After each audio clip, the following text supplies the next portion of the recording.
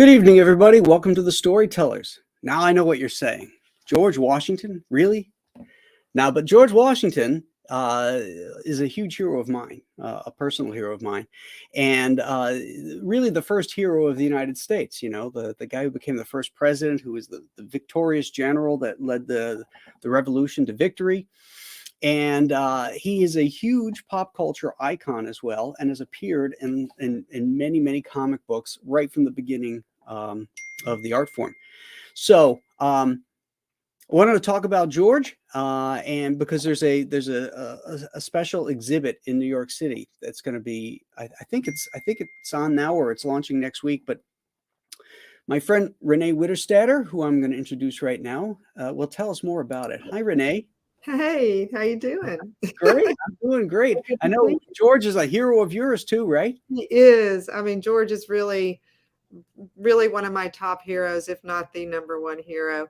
And you said it exactly the way I feel when you said he was really one of our first superheroes, one of our first heroes. But to me, I mean, he was actually, when you think about it, also one of our first superheroes, because he accomplished what I don't think anybody else could have. You know, it took that perfect combination of who he was and what he was able to do to accomplish what he did. And I'm not sure if anybody else had been in that position if things would have turned out the same way. I mean, you look at just the fact that he was given absolute power and he chose to let it go. Exactly. You know, when you look at comic book plots, isn't that what every super villain wants? Is he wants absolute power? Yeah. And you know, George Washington was handed that, and he turned it down. Yeah, they Or wanted said, him no, that's president not for what I life. fought for. Yeah, to be able to give that up, and he wanted to get back to Mount Vernon after the Revolution, but he came back again because the people called him, and he felt it was his duty and his honor, and to serve as America's first president. And every president since then has been modeled on his blueprint. That's right, absolutely. You know, they like to call him a modern day Cincinnatus, and he actually started the Society of Cincinnati. And for your viewers that may not know who Cincinnatus is, he was a Roman general who, you know, stepped up and fought for his country. And at the end of it, they tried to give him absolute power, and he said, "No, I'm not going to accept that. That's not what I fought for." And you know, so a lot of people in history will call Washington the modern day Cincinnatus because of that. Interesting. Yeah. That's really great. That's really great. So So what's going on in New York? wow. Well, this has been taking like a year of my life, and I'm honored to be a part of it. What we're doing in New York is there's an organization called the Fraunces Tavern Museum. That's spelled with a U, Fraunces. And it is the oldest continuously operating tavern in New York City. It predates the Revolutionary War. It is the site of many gatherings during the Revolutionary War. Even people like Hamilton and Burr actually had dinner there at the same dinner party the week before they had their duel. I mean, that's the time period of this place. But for our purposes, even more importantly, is after the Revolutionary War, it is the site where George Washington had the farewell dinner with his officers. And the room where it happened is still there. It still is set up as the long room where George Washington had this very well-known dinner where he went and shook every officer by the hand. And it was apparently a very emotional and very tearful event. And you can kind of feel the weight of history when you walk into this building. And that's on the second floor. The whole second and third floor of Fraunces Tavern is a museum. And the bottom floor is still a tavern. You can still go there and eat. But I became a member of the museum board a year and a half ago or so, but just because I have an interest in American history. And Fraunces Tavern is someplace that I always frequented myself when I used to work in Lower Manhattan. And I started looking at the exhibits and started thinking about what they were doing. And it dawned on me one day, as ideas, you know, sometimes do, they just kind of hit you. And I was talking to Michael Golden, one of the artists that I rep, Michael. Mhm. You guys are worked on a book that's coming out soon. It's And arriving tomorrow, as a matter of fact, yay. to my fulfillment center. Oh, I can't wait to see it. Yeah. Um, so I was talking to Michael, and we were talking about American history, and he said, well, Batman has ties to the Revolutionary War. And I said, really? What are those? And he said, well, Bill Finger always said that Bruce Wayne was named after Mad Anthony Wayne, the general. And they called him Mad not because he was crazy, but, because he would rush into dangerous battles and things like that. And I said, well, that's really interesting. And then I started to think about it, and I started to look up instances of George Washington in comic books. Like, well, was George Washington ever in a comic book? And I found a few, and then I found a few more. Then I found a few hundred. Then I found like over 1,000 appearances of George Washington in comic books.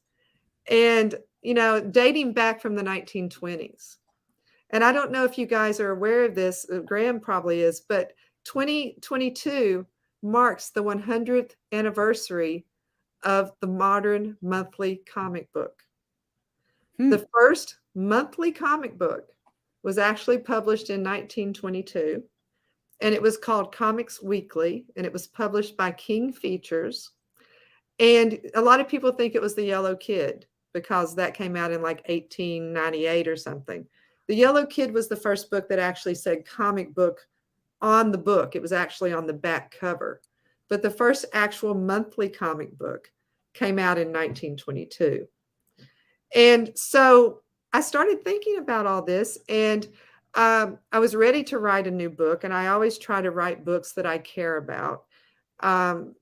And when an idea strikes me, then I just kind of run with it. So I thought, okay, I'm going to write a book about George Washington and pop culture and comic books. Mm-hmm. And if I'm going to write a book about it, why don't we also make it a gallery show? If I'm going to do all this research, I want to share it in as many different ways as I can. So I approached the Fraunces Tavern Museum about it, and the museum committee loved the idea because I don't think anyone has done it before. And so the last year of my life has been, other than booking people into shows and traveling to shows and signing my books, the rest of my free time, I've been looking for instances of George Washington in comic books. Yeah, you have some of them there, hit comics. That was great. Yeah. Kid Eternity. Yeah, Kid Eternity. And those stories are really funny because there are all these panels where like Kid Eternity will go back into time and grab some personality from back in time and bring them to the present. And so he shows up in Washington's tent at Valley Forge, and Washington's like, "Young man, do I know you?" And he's got George is really ripped in that story too. He's got these big guns, and he looked pretty good. And so Kid Eternity's like, "Washington, only you can help me." So he brings Washington to 1945 to help him battle gangsters in Chicago or somewhere. And like Washington is punching people out. And it's like, that's awesome. It would have been a great manly tale, I'm telling you. That is awesome. I've got to read that. I got to find that. I love it. And there's and I also see the Time Masters. That's another Rip Hunter story. Oh yeah. Where they do this thing where where it looks like George Washington might be a traitor. Oh my God. And he's confronting George Washington. But of course, spoiler, that turns out not to be the case. And then the Fantastic Four go back into time.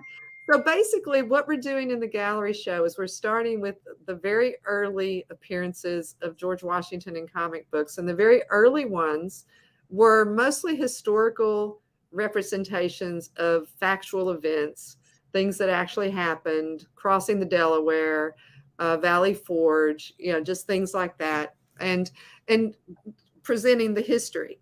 It segues from that into what you were seeing there with the hit comics, where it wasn't just enough anymore for us to see sequential art of Washington's life. We actually wanted to interact with him somehow.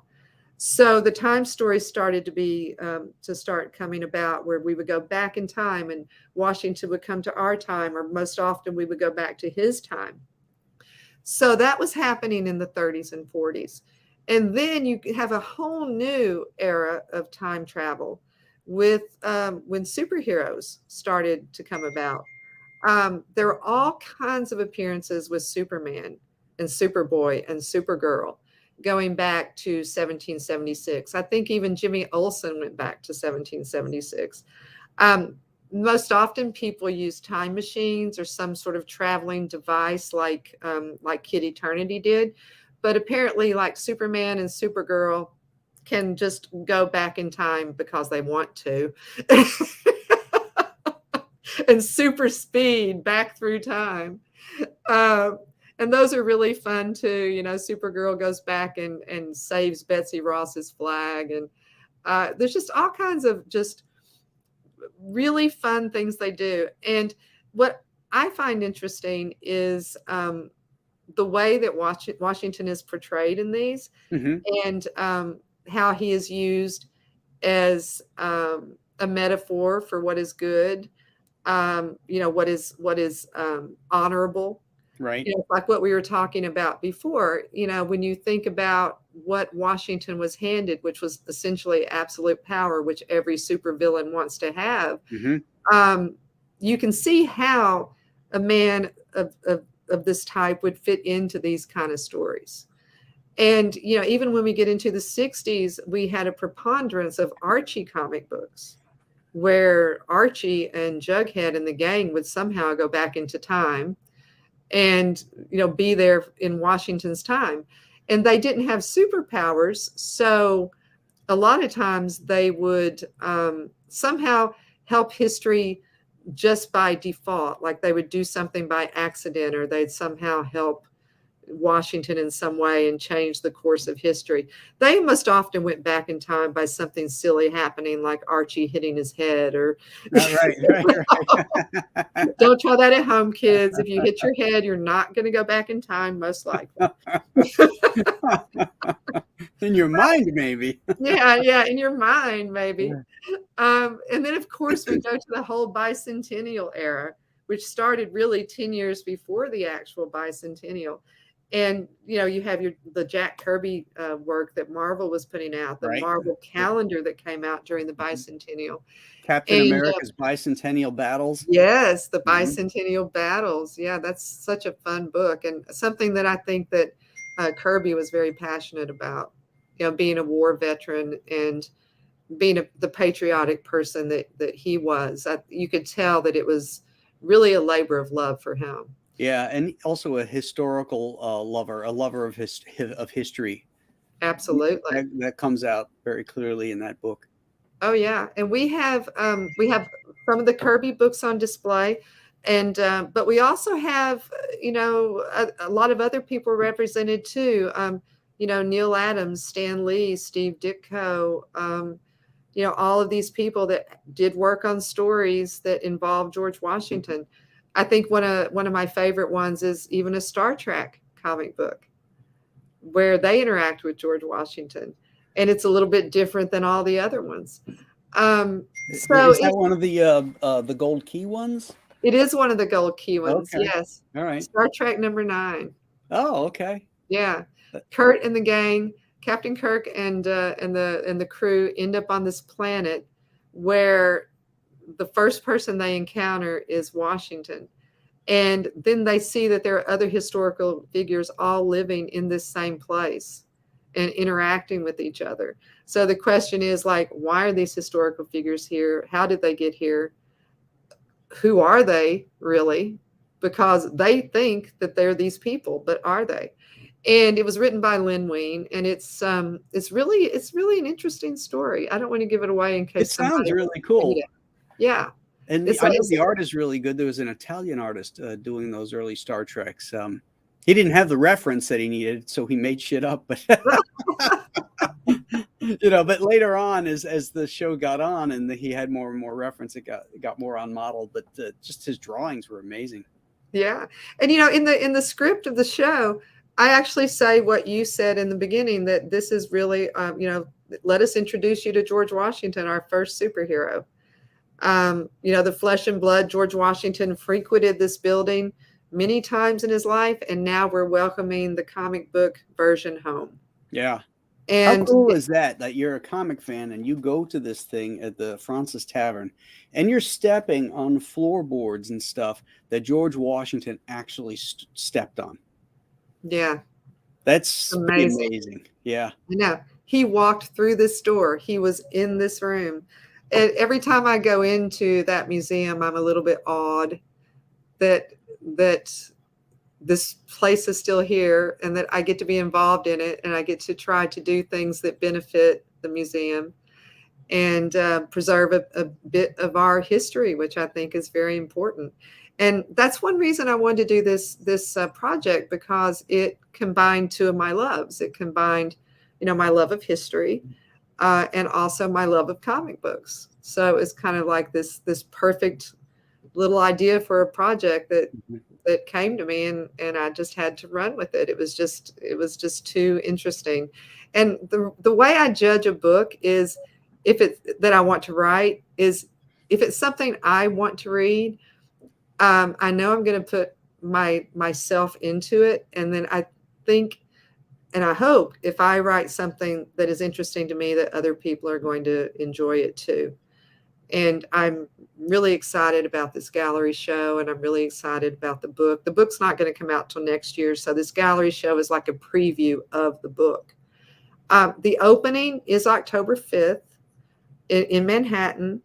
The reception is from 6 to 9, and we're going to have Jim Shooter there giving opening remarks. Michael Golden and Arthur Sudan will be there. Some of their art is on display in the exhibit. Some of your art is on display in the exhibit too. Awesome. Yeah. And we'll talk about that. But, we're going to have the reception from 6 to 8. It is an open bar for those that drink. We are also going to have hors d'oeuvres. We're going to have a silent auction, opening remarks by Jim Shooter.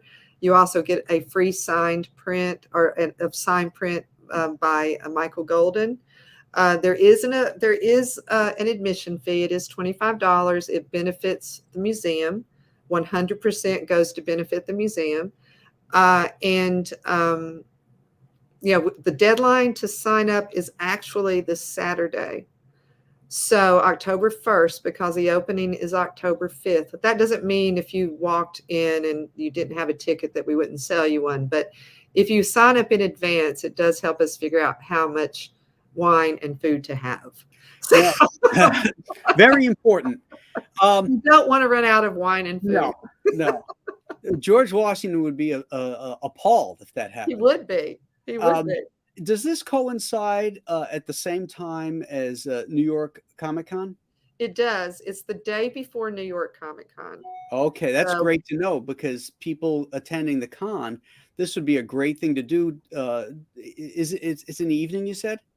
It is. It's from 6 to 8, and it is the Wednesday before New York Comic Con. It's going to just be a nice, fun evening of looking at artwork, talking about comic books.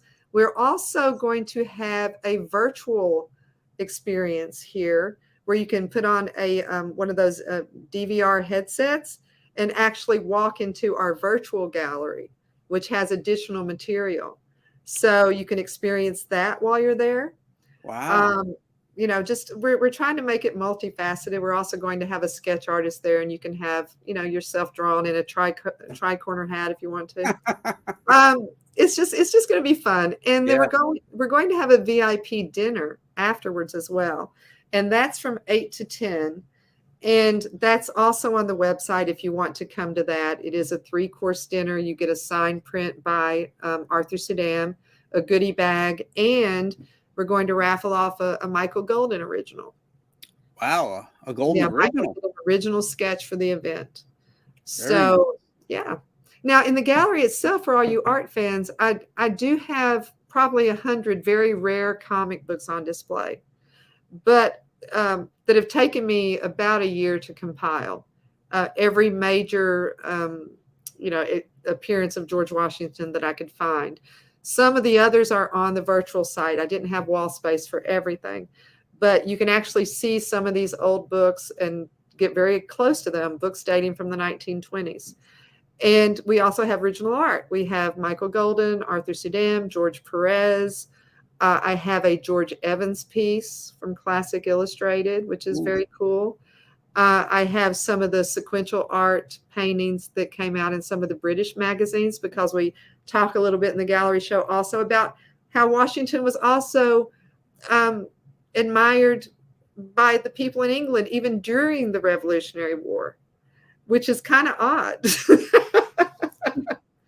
But the way he was portrayed in sequential art in the UK was also very interesting to look at, and we do a little section on that. So we do have some original art pages by some of the artists that were working on those books as well. And we have a page of yours from Hawk World, and we talk about how the Revolutionary War uniforms were an inspiration to you when you were designing the costumes for that book. Yeah. So, I think it's just good. It's kind of a love letter to comics, and also a love letter to, of course, George Washington. That's great. It's interesting because, we talked about George Washington abdicating absolute power, which is what they were willing to give him. And we have a character like Superman who has absolute power, but doesn't abuse it.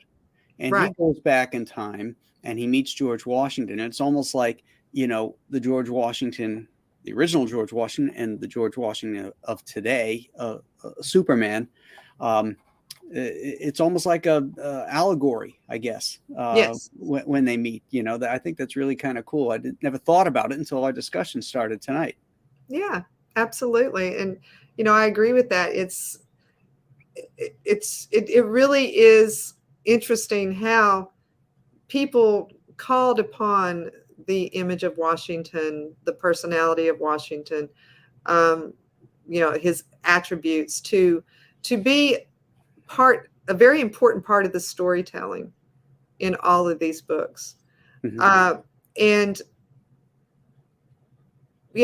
think that, there was a time during and after the Revolutionary War where I would say virtually every household in the United States had a picture of George Washington in it. It was just like, there's a picture of your grandmother, there's a picture of George Washington. And, he had a place on our mantle. He always did. And as the years have gone by, I maintain that those portraits are still there. Even though we may not have it on the wall, they just started to morph and present themselves into our pop culture in a different way. And one of those ways was by virtue of the comic book. It sort of brought George Washington to life for generations and made him more of a real person by having him interact in these stories. Instead of just retelling historical stories, he became, someone who was a metaphor, and maybe metaphor is not the right word, but he was a shorthand for communication. If George Washington was in your story, you already knew who this person was. Right. And it set up a scenario of like, oh my gosh, there's George Washington interacting with Mr. Fantastic. What's going to happen? And, what could possibly happen here? I have that comic, by the way. Yeah, I know. It's great. I love it. Or they go back in time to get George out of jail. Yeah. It's a giant size, Marvel giant size Fantastic Four #2. Yeah, I love that book. Yeah, great Gil Kane cover. I know, so cool. That was one of my favorite ones. We talk about that one in the exhibit too. And at the end, Washington is like, so you won't tell me who you are and where you're from. They're like, well, General, it's better if you don't know. What a revolting development this is. This is the thing. And so George was so good at keeping secrets, he never told anybody about it. Good old Reed Richards, Yeah, I know. It was Reed Richards and Johnny Storm that go back. Nobody else got to go. But Yeah, well, they got sent to different time frames. Like Reed and yes, Johnny were with him, and the Thing and the Invisible Girl were was it like medieval times or something? yes. Yeah, I think it was something like that. Yeah, Yeah, I know. So cool. yeah, fun What was stuff. funny to me too during the bicentennial years, everyone was doing, a bicentennial themed book. Hmm. And yeah, so many of them, including the Phantom, and oh, I don't know, there were just so many. Even Richie Rich, but doing Hmm. bicentennial themed books. But the main ones, the main scenes they would always want to be in with Washington were either Valley Forge or him crossing the Delaware. Right. So you have all these different characters just like showing up right when Washington's crossing the Delaware and somehow being instrumental in helping him accomplish his goal. Even Right. so, you got Archie Andrews in the boat with Washington. You've got Bob's Big Boy in the boat with Washington.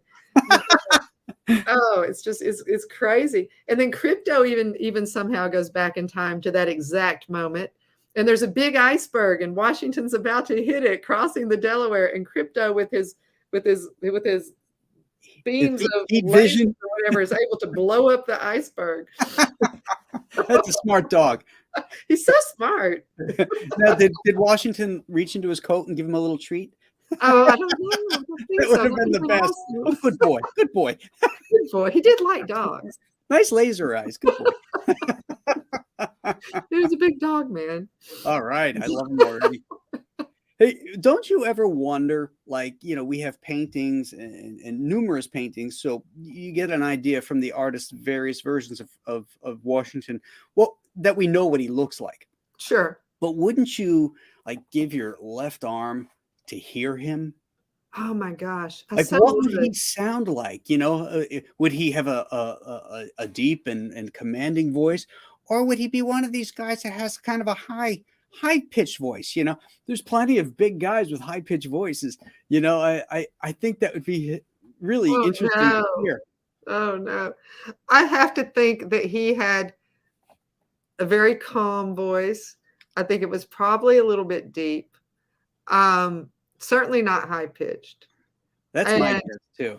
and I think that he was probably soft spoken, meaning that he was not hot tempered in any way, but unless he was really mad about something. And then I think you could tell from the inflections in his voice that he was mad, and I think people knew that they had crossed a line. I think of him as I mean, I don't know why I feel like that's the way he would be, but I mean, to command the respect that he had, I think he was very much aware of how he was perceived, and also how he needed to command a certain amount of respect by virtue of what he said and what he did. Um, I mean, just he was a very smart, very brilliant person. I mean, even when you think about after the Revolutionary War, when the soldiers weren't being paid, and they were kind of getting very upset about it, and Washington was trying to get them paid, and it was a big crisis. And he met, I think it was in Trenton. I could be wrong about this, but he met with a bunch of them in Trenton, and he was walking into the room, and he had never worn glasses before in front of anyone. And he walked into this room, and he walks up into the podium, and he has a speech he's about to read, and he looks at the paper, and then he pulls some glasses out of his pocket and puts on the glasses, and he says, "Please forgive me. It seems I have grown old in your service." I've heard that quote. That's Yes. amazing. And people started to cry because he was so beloved. Right. And it was just the perfect way to remind people that, yes, you are suffering, and I know you are, and I've been there with you, Hmm. you know? So Yeah. that was a brilliant move on his part. And I think he was very aware of his voice, the way it affected people, how the power, for whatever other word, I won't say power, but just that, because I think he really did care about his troops, and he cared about this country. He cared about what people were trying to accomplish. I think that's why they followed him into anything, because he was there with them. Right, right. You know, He didn't stand on the shore and say, okay, row out that way and go take that garrison. You know, right. he got on the boat, and it Yeah, was cold. right. Yeah, that's not joking. There might have been an iceberg that crypto blew up. I don't know. And now we know that if it wasn't for crypto, he'd have had to turn around. I know. You I know exactly. Those little things of history that everybody doesn't know. Yeah, I know. If I could go back into time, if there really was a time machine, he is definitely one of the people I'd like to go back in time and talk to. Yeah, I'm with you on that, and I agree. I think that Washington was a man who measured his words, and he didn't waste words. You know, he was to the point. He was direct and said what he meant and meant what he said, and didn't flower it up the way that other intelligent men in that era could. They could flower things up. I think Adams was that way, and even Jefferson to a certain degree. Right. But I think Washington was much more taciturn, and parsimonious with his words, if you will.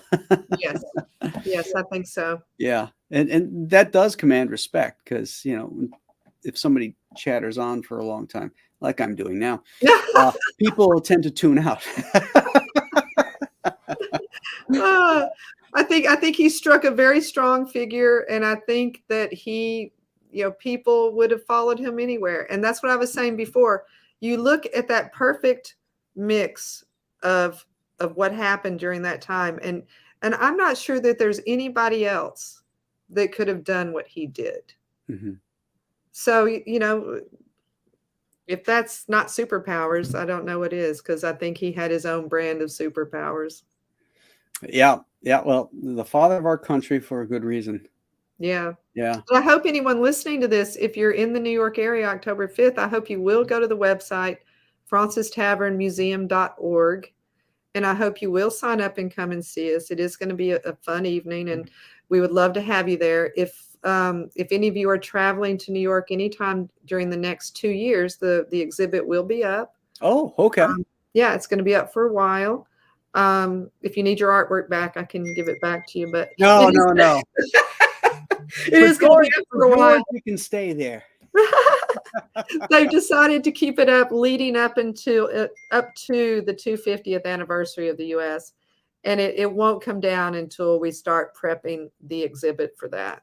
Fantastic. So everybody in the chat, the link is there. What's it from? Pastmaster Dan put it in there. Visit Fraunces Museum's website here, and it has the thing. So you can click on that and check it out. It's fascinating just to go to the site and see the room all set up with the tables and the chairs from the period. It is the candle holders and all that stuff. I mean, I love to go to Colonial Williamsburg for this very reason, and see the House of Burgesses and all these various just the way they lived, and the taverns, the King's Arms Tavern. I had a meal there that was, they try to keep the menu authentic to the times, and they had something called Colonial Game Pie.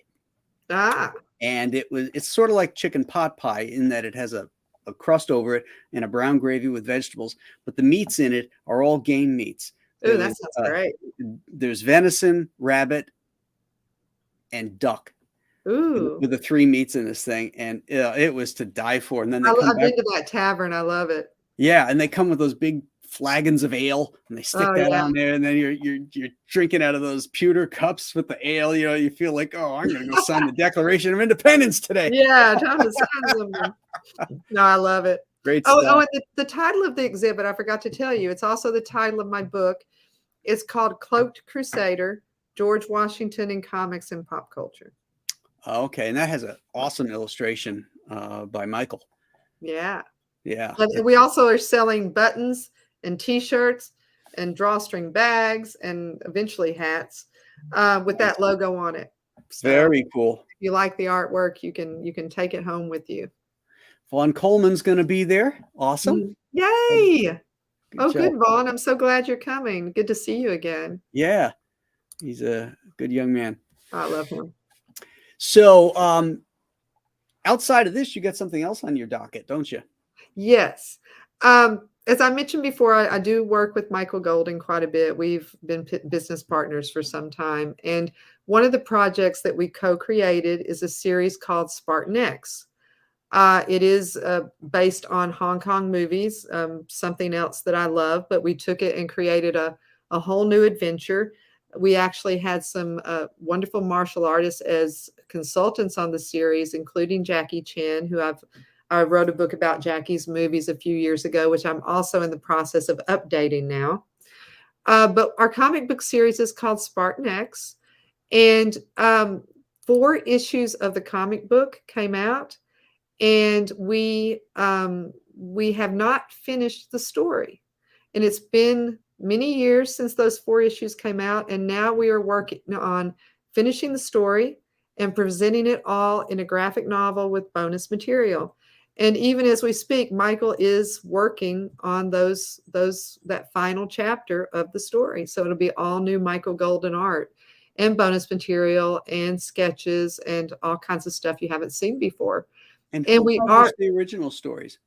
What now? Who published the original? Well, when I first pitched it as a creator-owned project when I was at Marvel Comics as an editor, and it was going to be creator-owned. But it was shortly after I developed the idea and brought Jackie on as a consultant, and Michael did all the character sketches. I decided at that point there was a lot of implosion happening at Marvel, and Jim Salicrup hired me to come to Topps as an editor. So I took the project with me to Topps. Okay. And we did 4 issues there at Topps. And then once again, the comic book industry kind of imploded. And seems to be a reoccurring. Yeah, back in the 90s, it kind of was. And so then I published it. I hired Image as a packager, and I did the issues again through Image. And so Michael and I have just been waiting now to do the graphic novel, and it seemed like now was a perfect time to do it. And it's something he really wanted to do because after we do this graphic novel, we have another creator-owned project, which is brand new and never published before, which we would like to launch. But I wanted to do Spartan X first because I feel like the fans have been waiting for some time to see the end of the story. Yeah, close that book in. Hey, Right. Heretic, thank you for that $2 super chat. Hail Graham, Renee is great.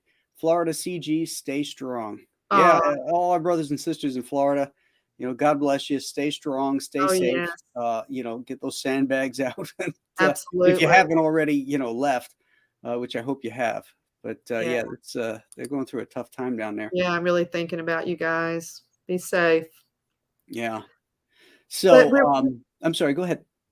But we are going to make the Indiegogo live. I'm trying to figure out the exact time when to do it. And I'm going to ask Graham to kind of help me with that and give me his expertise on the best time to actually launch it. But you can still go to Indiegogo. Graham has the link, and you can sign up for the mailing list and earmark it. And we will be launching the campaign soon, and you'll be able to see Michael's progression on the art. We'll add bonus material. We'll start talking about the tiers and the prizes, and the different things that we're going to be bringing to the people that become involved. And there's a little video there which gives you some of the some of the artwork that you can also watch. Let's play it. Oh yeah, go play it. Yeah. Sure. It's just a fast, fun little video.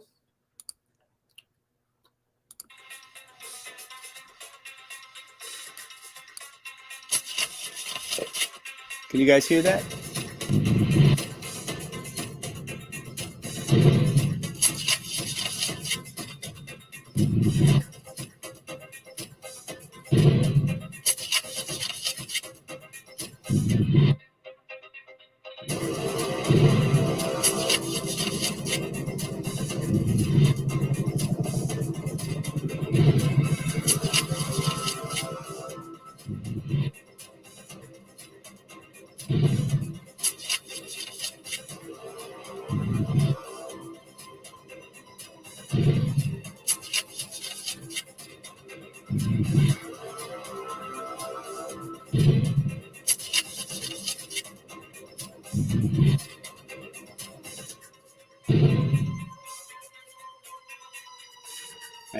was awesome.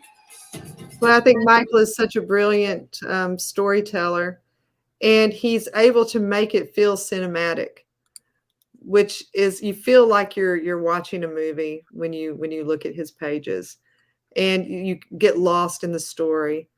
And I think it's just going to be so wonderful to finally, give fans the end of this story and, um, you know, finish things out with that character and provide all the bonus material. But I love Michael's artwork on this series, and I always have, because he, like I said, I've always thought comic books were like a movie on paper if it's done correctly. If someone knows the craft of storytelling, like people like you and Michael do. And it just makes it, I particularly love this series, this project, because once again, I'm a big fan of Hong Kong action movies. And I think he captured the flavor of it perfectly. So I hope everybody will take a look and sign up and earmark it and join us when we start to launch. Yeah, get signed up for the on the mailing list, because that's huge, guys. It looks like if you sign up, you're going to get a print of the graphic novel as a thank you. Is that correct? Yeah, a digital print. Digital print. Okay, yeah. Sure. But of course, if you join the campaign, then we are going to have like all kinds of little freebies you get, or incentives you get with each tier. And you will get a print. You will get other cool items. Do you know how many folks you have signed up yet? I haven't looked recently. I think we have, close to 1,000 people. Good. But I haven't looked. Honestly, I've been so busy with this gallery show, I haven't looked. And as soon as this gallery show opens, guys, this is my next thing I'm going to be talking to you about, is this Spartan X graphic novel. So we're about to light some fire under that, so you can get in on the ground floor. Let's everybody in the chat get signed up for that, because you'll be the first to find out all the what's coming, what's happening, and you'll get the links before anybody else and all that kind of stuff. And Golden's a legend. This stuff is going to be great. The quality is going to be great. So sign up and be a part of this. I can't wait to see this book myself now that I've seen that trailer and everything. This looks awesome. Yeah, thanks. Yes, it's really fun. Like I said, we are in the unique position, and I feel grateful every day that we're in this position to work on projects that we love, and things that we care about. And the George Washington project is something that I love and care about, and this book is too. And I try to approach every project I do like that. Is it something I'm interested in? Is it something I care about? Do I have something new to add? Something new to say? Right. One of my other books that I'm particularly proud of is Nick Carney, The Artist at War.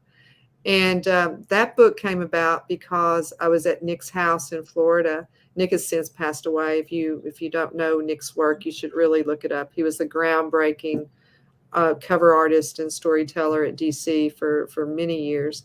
But I was at Nick's house, and he had all these sketches that he did during World War II. And I was looking at them going, Nick, this would make a great book. I've got to do this book. And he's like, well, do you think anybody would want to read it? And I said, I want to read it. If I want to read it, somebody else will want to read it too. Yeah. And to this day, I think it is one of my favorite books that I've created. And, Spartan X is one of my favorite series that I've co-created. And the George Washington book is my next favorite book. It's going to be my next #1 favorite book. I can have more than one favorite book. I can have like as many favorite books as I want. People ask me, like, what book do you like better? And I'm like, I like the one I'm working on. Yeah. That's the one your heart and your mind is into. The other one you've excised out of your life. It's done, it's complete. And those are fun to go back and look at and say, hey, wow, I really killed this. Or, oh, I messed up here. I should have done this better, or whatever. You can analyze it. But the one you're working on, that's the one. Oh, I know. They're all like your children. I mean, it's people say that all the time, but they are. You nurture them, you create them, you get them to the point where you're ready to release them to the world, and you hope people feel the same way about it as you do, and then you create something else, but you never stop loving that creation. You move on and you create something else. Right now, everyone's asking me about She-Hulk quite a bit because I was the editor on She-Hulk, and what did I feel about working on that series? And I tell people I loved it. It was great. We were creating some really fun stories. We had a fantastic time. That I remember that as one of my one of the best, the most fun books that I worked on. So you have these little points, these projects that you create, and I love She-Hulk, but the great thing about what I'm doing now is She-Hulk didn't belong to me. Right. Now we're creating things that are 100% ours, and we're starting things from the ground up, and getting the stuff out there, and connecting with fans in a way that we weren't able to Right. in 20 years ago. Exactly so right. It's That's very the exciting. whole movement is about. This crowdfunding movement and Comicsgate and all this is about reconnecting with the fans and producing comics that they love because we love them too. It's a wonderful thing. Yeah, I feel like I said before, really blessed to be in an industry where we can create things that we love and share it with other people, and hope that they love it too. Exactly. Tuxter 27 says ownership is so important today. Oh, absolutely. Look at Marvel making billions of dollars, and they can't bring it upon themselves to pay the people that created all that stuff. Oh gosh. Well, I had a great time at Marvel when I worked there. It was really like a family to me back then. Yeah. But it was also, I don't know what it's like to work there now, but when I worked there, it really was, we really were like a family. We hung out together. We celebrated each other's birthdays. Mark Grunwald put us in assistant editor school and actually taught us the craft of putting together a comic book because he cared about what we were doing. Yep. And I don't know if those kind of mentoring situations exist anymore. Maybe they do. I just feel very fortunate to have been there at the time when I was there. I would suggest they don't exist based upon what's coming out. You see stuff with typos, you see stuff with grammatical errors, you see art direction issues where things are in place, bad placement, tangent lines on things and stuff. It's like, where's the overseeing of this product? It drives me absolutely crazy. Well, I think what when someone comes up and has me review their portfolio, the first thing I try to talk to them about is storytelling, and the how sequential art has to move the story along. And it has to be clear what is going on in the panels, and you have to think cinematically in some ways. Mm-hmm. And if you do, and you've got to practice that skill, because that is what makes comic books so unique. The other thing and it's not something that people just automatically know. It is a craft that you have to study and you have to learn. Mm-hmm. It's still a good book. There's still a lot of good stuff in it, but I always tell them about Will Eisner's sequential art book. There's a lot of good information in books like those. Oh, absolutely. Yeah. The other thing that I always tell people is that a lot of publishers are forgetting that coloring is a storytelling tool. Mm-hmm. Your coloring is supposed to move the story along. It's supposed to make the story more clear. Mm-hmm. It's supposed to convey excitement or mystery or whatever is going on. But you're not supposed to have to stop and look at the coloring and try to figure out what's going on. Mm-hmm. If it's done properly, you don't even think about it. Mm-hmm. Yeah. Mm-hmm. And I think my main problem with a lot of books I've been seeing recently is that they've lost track of the idea that storytelling is a tool. They want to paint a pretty page or a dark page or a brown page, and that is their color scheme, but they're losing track of the fact that that is not telling the story. Mm-hmm. And it's not moving the story along. It's not having your eye flow from panel to panel. That's something that bothers me. But of course, I was a colorist. I don't really do it anymore, but I I colored books for many, many years, mostly because my salary was so low that I had to do freelance work in order to survive. Right. Well, yeah. You know, back in the day when there were dot patterns on the colors, you had about 64 colors that you could choose from, I think. And then when they switched paper, it got up to 84 and then 120, Right. all that kind of stuff.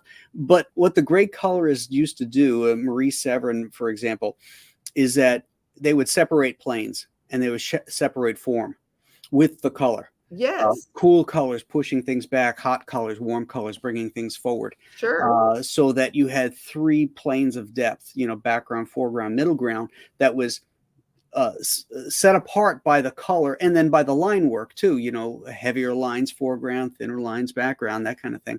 And you never got lost. You know, the problem today is that the artists put too much detail in. They don't know to leave stuff out is the mark of greatness. They put too much stuff in, so it's already overcrowded. The eye is already overcrowded. And then the colorist comes on and they want to model everything. They want to color and shape everything. Flat color is okay. And sometimes, you know, just throwing a monochromatic color over the background and the background figures and then rendering the foreground character so that that character jumps out at you. That's what you want to see. You can't look at everything. That's the whole point. Yeah. You got to look, you got to figure out what is the focal point of that panel. And your coloring has to make whatever that is very clear. You know, Right. when I was coloring comic books, you know how it was. I had a set of Dr. Martin's dies.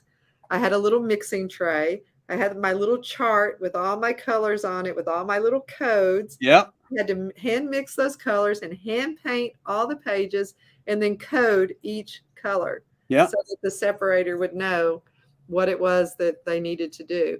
Yeah. And that's something I was always very aware of, is that I had to find the focal point of that page and that panel, each individual panel and each individual page, and use the coloring just like you're saying. Yeah. So I don't see, I see a lot of that not being done now. As Graham just said, is a year of college. Wait till you get my tuition bill right now. Wait till my tuition bill arrives. This Keller who said, "Oh yeah, I was taught that at SVA." Excellent. Well, good. I'm glad to hear it. Was that recently? Good. Yeah, I don't know if that was recent or I'm not sure how old Marcus is, but yeah, it's not. Don't get me wrong. There's some great talents out there, and there's great colors, but there's, you know, when you by and large look at mainstream comics, it is mud. You know, it's pretty much just this. I used to get disenchanted when I'd go like to Barnes and Noble or something, and I'd go through the graphic novel section and open up stuff, you know, Batman or Spider-Man books or whatever it was, and I'd leaf through it and I'd be like, oh God, it hurts my eyes. I got to put it down. You know, I had nowhere to look. It just, nothing was happening. You know, they're sitting in a pizza parlor talking and drinking sodas instead of fighting Galactus, you know. You mean Galactus didn't come in at that point and take the pizza and like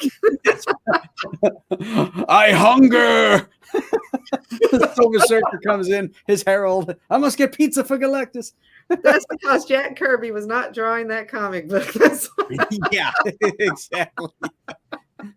Oh man! But you know what? Kirby used to do wonderful little vignettes like that. I remember a Thor comic where it opens up with him at a soda fountain, and the teenagers are around him, and they're like, "Oh." You know, they're sort of, you know, the young, you know, college age kids, you know, digging his long hair and his enchanted hammer and all, you know, kind of like hippie-ish stuff. And Thor gets cajoled into telling his origin or something. So he sits there and he regales everybody about the austerity of Asgard. It's just a wonderful little scene with Stan's dialogue and you know, it was a way to transition to the action part. With a very what would appear to be mundane scene, but in the hands of two pros like that, it's fascinating, you know. Wow. Yeah, I haven't seen that one. I'll have to look for that. It's in the Origin of Marvel Comics. Okay. Yeah, it's the they they reprint Journey into Mystery 83, and then they also have this modern story, which was close to modern in 1974. Well, it's amazing to look at the work of people like Kirby and other master storytellers, and because you see the potential of this medium. You know, we can do so much with it if you know what you're doing. Right. You know, and I've had, that's one of the things about putting together this gallery show is I've had such a great time looking at these vintage books and seeing not only how George Washington's appearances in these books evolved to include, you know, historical representation and then time travel and, you know, all this, you know, back to his time and then to our time and all this other stuff. But also to see the progression of art and how storytelling evolved and how the use of color also was starting to be used in different ways. So like I said, not only is this a 100-year look at George Washington in comic books, but it's also a look at 100 years of monthly comic books in general. Mm-hmm. So it's very interesting to see how things evolve. At the end of the gallery show, I have a whole wall of comics that start in the 1920s and end in like 2022, like the present. So, you know, in every single one of those years, I have a George Washington comic book, you know, something representing that year. And you can just see the evolution of storytelling, the evolution of art, the evolution of color. Mm-hmm. And, you know, we also have a very cool piece in the exhibit by an artist named Daniel Scott that I met at a show in Dallas recently. And he does something very interesting, and this is going to sound wild, but he actually takes candy wrappers and creates pieces of art with them. Okay. Paintings. He cuts them up and makes mosaics that look incredible. And we actually have one of his pieces in the exhibit, a portrait of George Washington. So it's like, you know, it's fun. It's kitschy. It ties like sort of like pop candy wrappers with pop culture. And we have a video of the progression of the whole thing, like how he actually created it from start to finish. And so we're just doing a lot of fun things like that. Now I totally lost my point. But so I have this whole wall of comics, which really looks at the last 100 years of comic books. And that's another thing I really love about Clothes Crusader is that, you know, it kind of like looks at our history in the comic book industry from just a different viewpoint, with George Washington as being the conduit in this case. Right. That's great. I'm really excited. I'm hoping to get down to the city at some point while that show is still going on. Oh, I hope you will. Yeah. I just wait for them to clean it up a little bit more. Yeah, come to the tavern, have dinner, visit the museum. Yeah. Wait, now where is the tavern? Well, it's at 54 Pearl Street in Lower Manhattan. Okay. It's owned, the buildings, it's a group of buildings.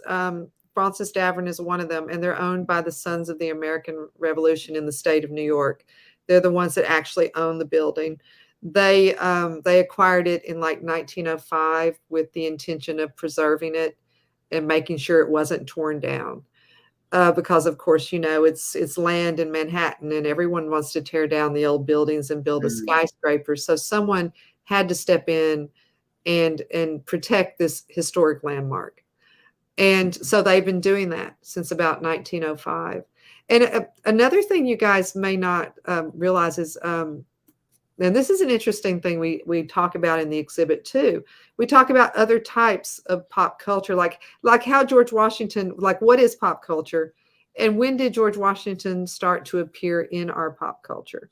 That's something we talk about. And if you think about it, it started very early on.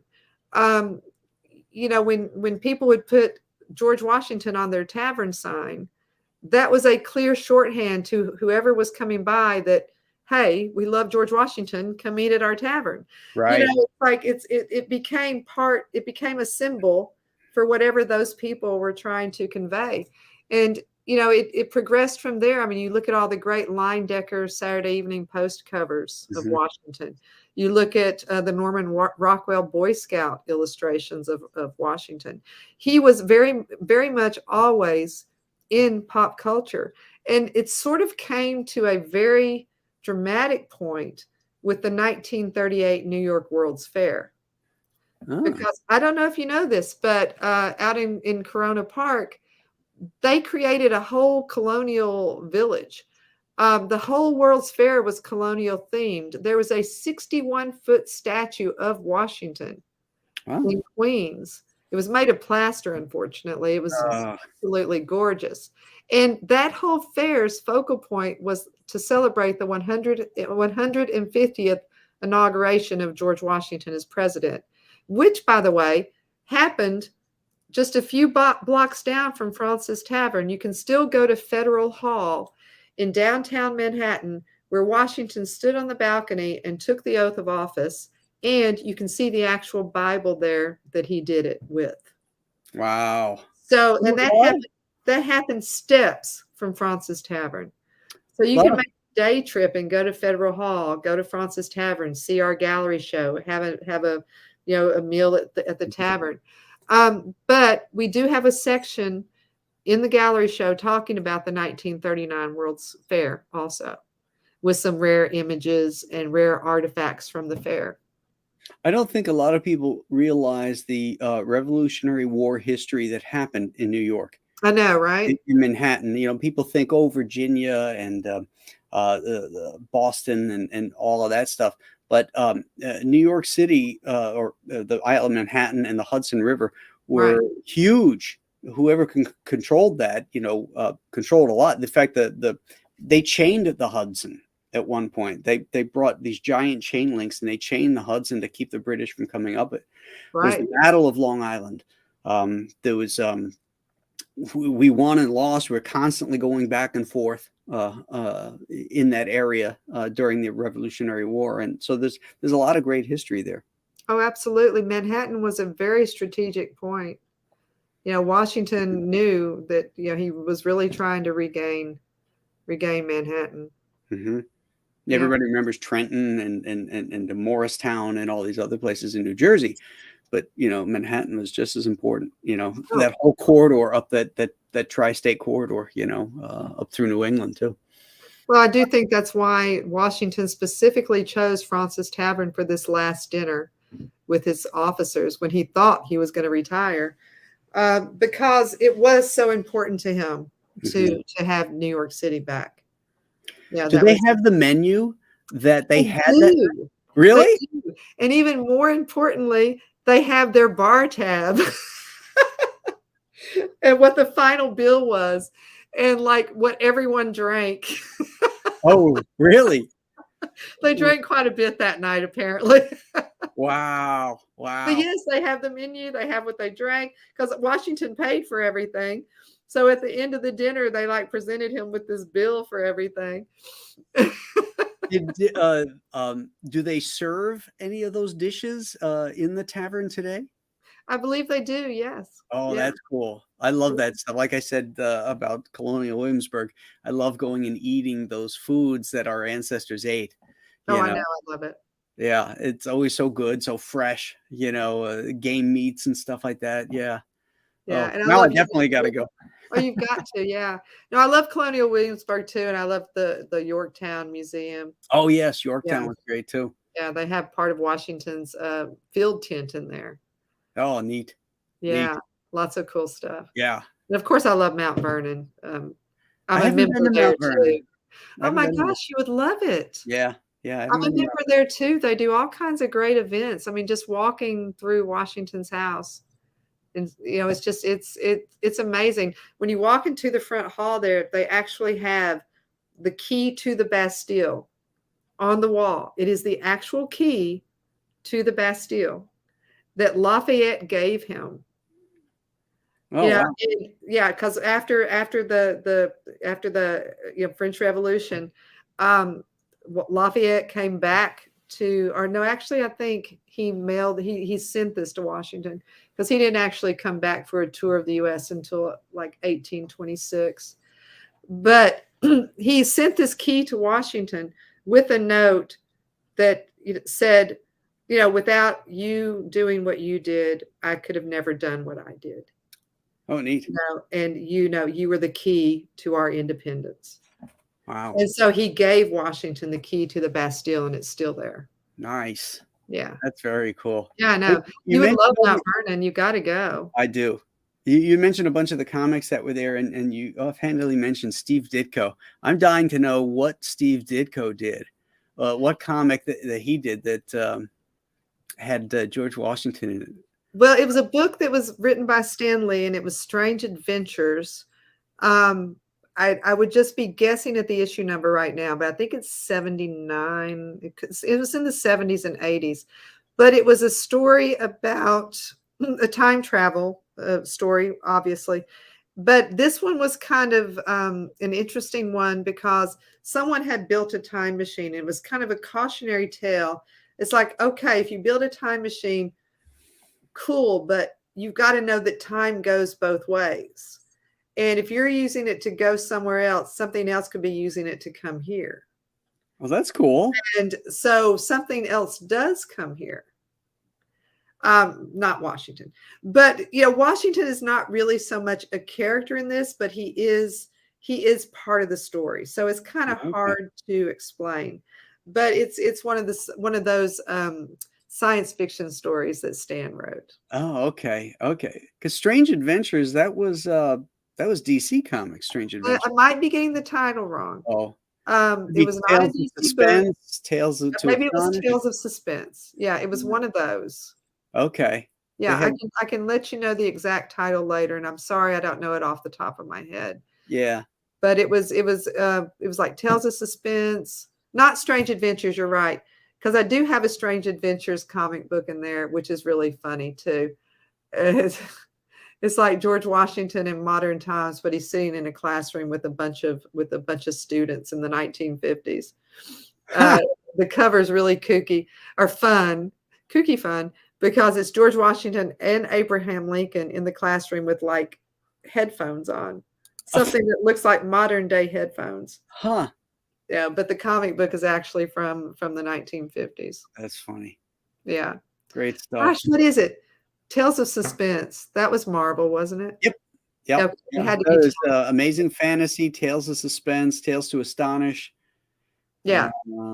Bunch of those pre-Fantastic Four horror sci-fi books. Yes, it was definitely horror sci-fi.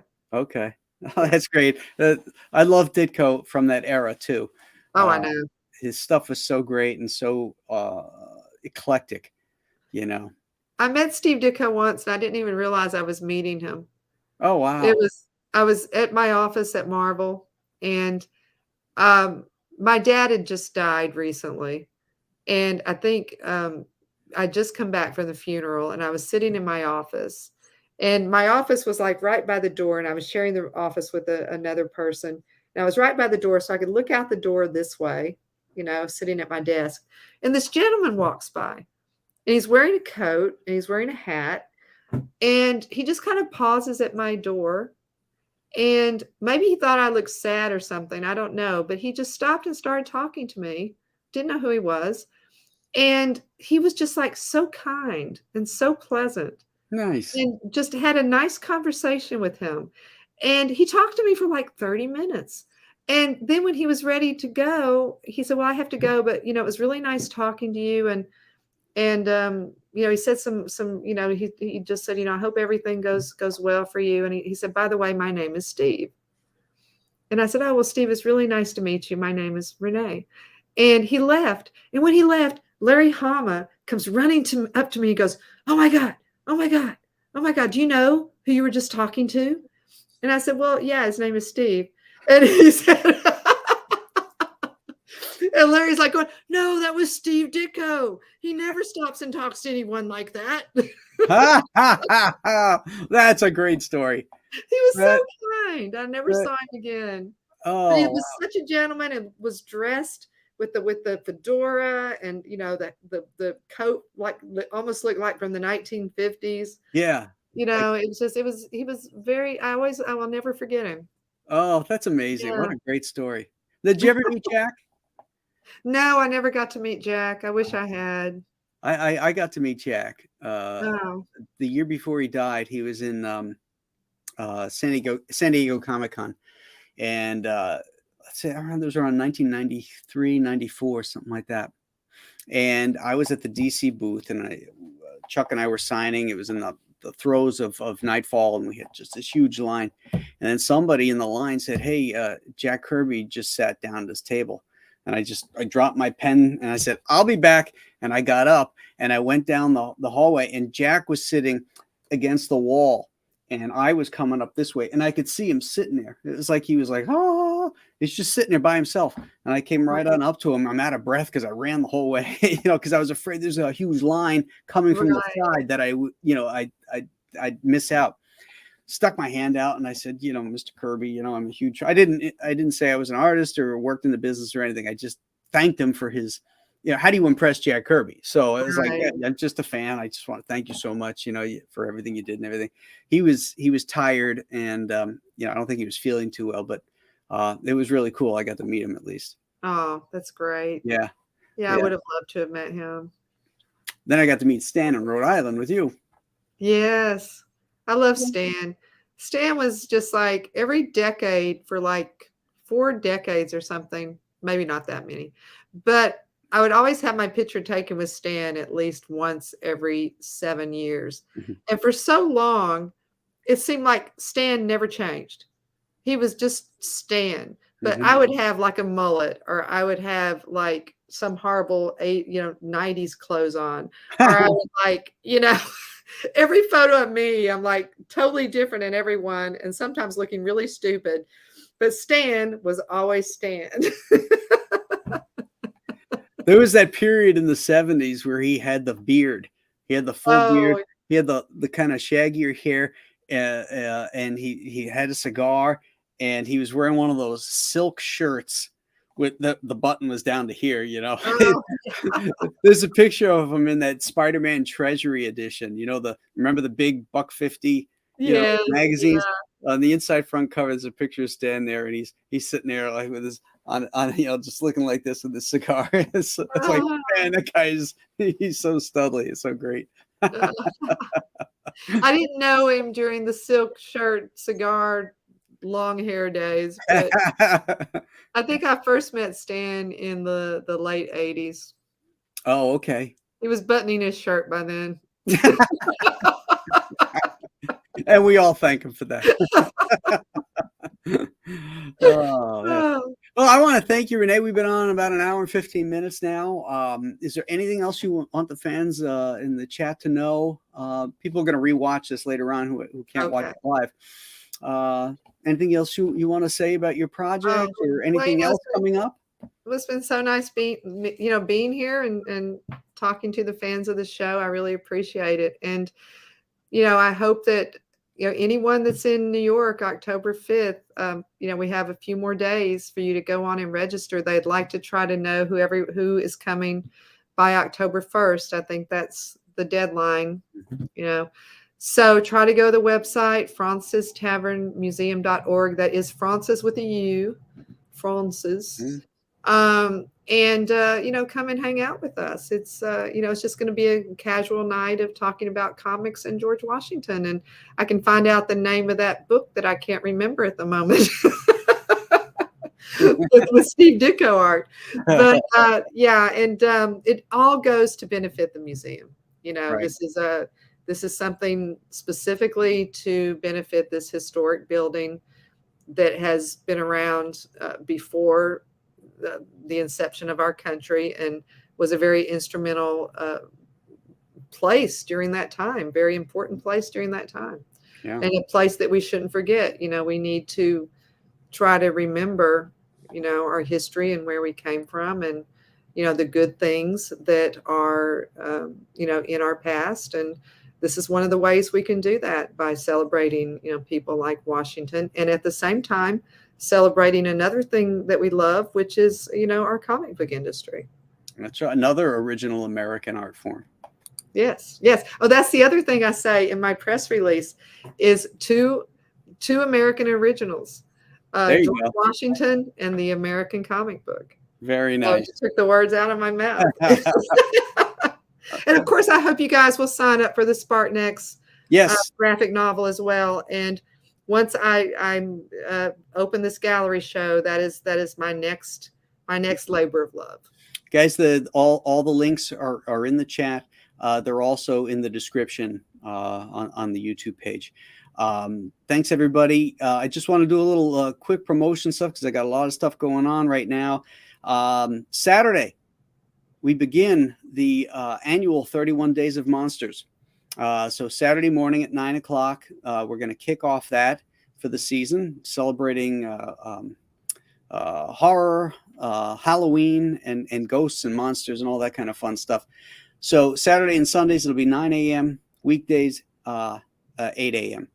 So tune in for that. I'll be doing a pregame show probably Friday, and I'll be releasing the list of all the movies that we'll be reviewing and where you can watch them.